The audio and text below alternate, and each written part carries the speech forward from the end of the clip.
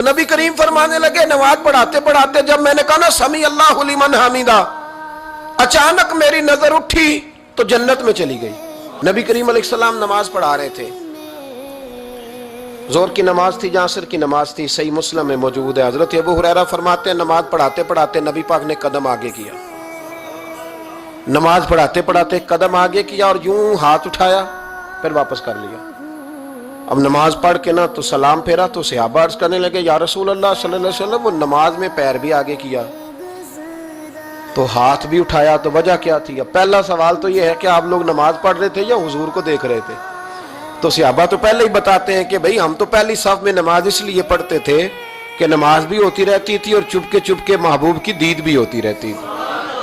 हुजूर से पूछा या रसूल अल्लाह वो नमाज पढ़ते पढ़ते कदम आगे बढ़ाया आपने तो फिर पीछे कर लिया, क्या था?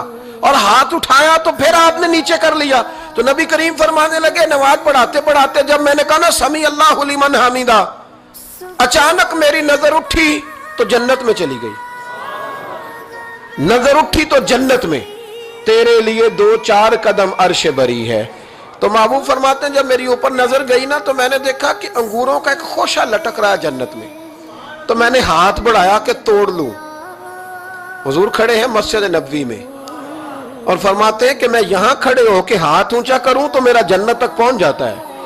फरमाया मेरा इरादा हुआ कि वो खोशा जन्नत का तोड़ लूं और जरा मैंने पैर आगे बढ़ाया ही था तो मेरे दिल में ख्याल आया कि जन्नत राज है तो राज ही रहनी चाहिए, ये राज खोल गया तो मजा नहीं आएगा। तो मैंने फिर वो हाथ वापस कर लिया। सहाबा कहते हैं जब नबी करीम ने ये बयान किया तो हमारे चेहरे ने तजस्सुस से खेल उठे, तजस्सुस से हम कोई बात और भी सुनना चाहते थे। तो महबूब फरमाने लगे अगर मैं वो खोशा तोड़ के ले आता और तुम्हें दे देता तुम कयामत तक भी खाते रहते तो तुमसे खत्म नहीं होना था। ये सही मुस्लिम की हदीस है।